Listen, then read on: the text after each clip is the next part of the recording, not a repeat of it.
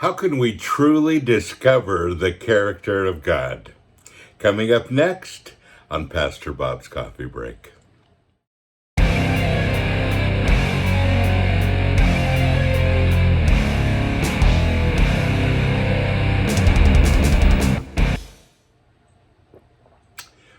It's our mug of the month. Isn't that a cool one? It says, the tattoo that defines you, written the word on your heart. And that's from Proverbs 3:3, and it's a mug, it's a free download poster, and it's a t-shirt. And speaking of t-shirts, and of course, HEADBANGERS brew that I'm drinking in that mug, we have a brand new t-shirt that I love, and it's selling like crazy. You need this one. It says Classic Christian Metal Fan, and we've redone our Maynard metal. Hayden did it. He's our resident artist, and boy is he good. And then Jason did the back of this. We did a poll asking your favorite bands in classic metal, and here's the top 20 on the back of the shirt. Isn't that cool? So anyway, this is in the store right now, and wait, there's more.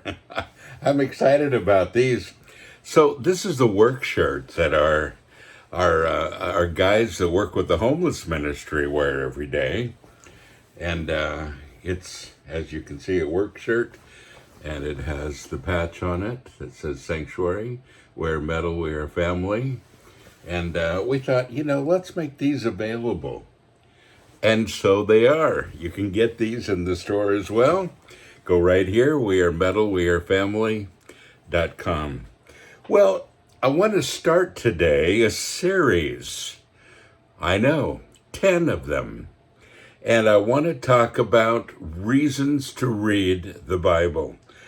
As you know, we've talked about this for a couple days, and we had a comment, and a great comment, that said, don't you believe that if people don't read the Bible that they're not truly born again? And great question. And so we've been discovering why people don't. Sometimes they're not good readers. They've never learned to read. They've, one thing or another. And of course, the scripture, the principles of Christianity were passed down for hundreds and hundreds of years when nothing was written, even. So there's a lot of our history that shows that we haven't always had things written down, but still the Dead Sea Scrolls and others prove that we didn't lose a thing. But besides that, I want to do reasons to read the Bible, 10 reasons to read the Bible. I want to do one each day because I think this is important. And we're going to have fun with it too. So, reason number one is that reading the Bible shows us God's character. And God is quite a character. He is. There's so many facets of him, so many things about God that I'm still learning every day after having been a Christian now for, 65 years this year. It's been a long time, and I'm still learning. Yeah. So, but the Bible is our definitive source for the answers to our questions about God. If any question that we have, it's right here. And let's turn here to Hebrews chapter 1, verses 1, 2, and 3. That's where we're going to go today. I hope you're following along with me, if you can. And it says, God, having spoken to the fathers long ago in the voices and writings of the prophets in many separate revelations, each of which has set forth a portion of the truth in many ways, has in these last days spoken with finality to us in the person of one who is by his character and nature, his Son, namely Jesus. So we have all of the prophets of old. We have their voices, the writings, all of those from the New Testament, the Pentateuch, the first 5 books of the Bible and on.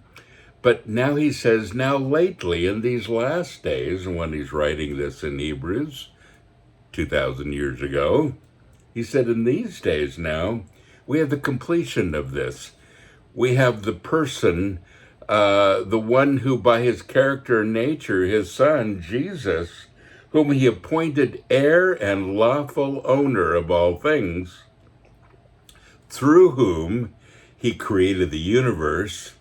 And I love this next part in the Amplified Bible. It sounds like Star Trek. He says he created the universe, that is, the universe as a space-time matter continuum. Continuum.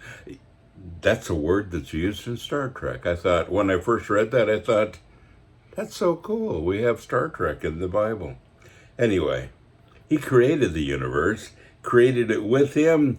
And then verse 3, it says, the Sun is the radiance, the only expression of the glory of our awesome God, reflecting God's Shekinah glory.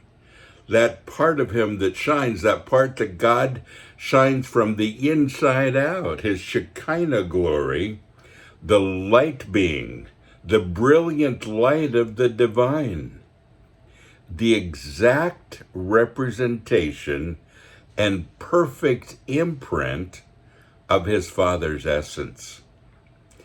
That's why Jesus says, if you've seen me, you've seen the Father. He is the perfect essence, the perfect imprint of the Father. This is getting exciting, isn't it? And then it says, and upholding and maintaining and propelling all things, the entire physical and spiritual universe by his powerful word, carrying the universe along to its predetermined goal. God knows what's going to happen. He's set things in motion.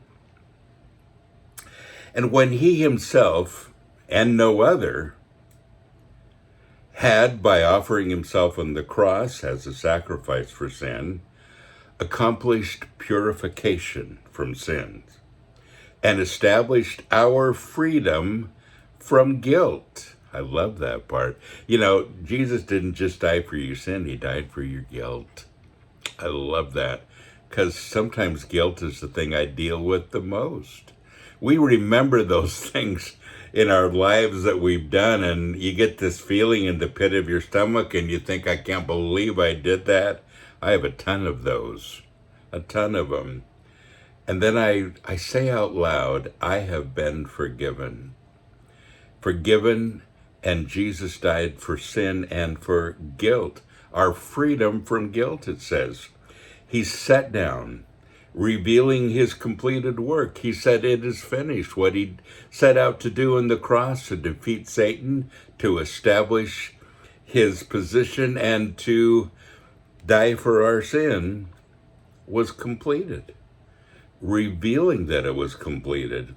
And so he sits down at the right hand of the majesty on high of God, revealing his divine authority. So that's what we read. That's how we know his character. And that's how we begin to understand who God is. So you see, it's hard to do unless you open this up. And I know so many people that are struggling in the faith. I talk to them every day. And I say, when was the last time you picked this up and started reading it? Oh, I can't remember. Well, that'll have something to do with it. Yeah. So we're going to spend 10 days on this. I'm excited to do it. 10 days, reason to read the Bible, 10 of them. And this was just number 1. We'll get to number 2 next time. Folks, thank you so much for joining me. As you know, social media is not my friend. Our algorithms are they're not even picking us up right now, the algorithms in a few different places. So our Rumble account is important. rumble.com/Pastor Bob's Coffee Break, and you'll find me there. You'll always find me there. It's not going anywhere. And we'll be announcing some more social media really soon. I'm excited for the future. And they aren't going to shut us down. Just saying. Folks, remember you are blessed. So go and be a blessing.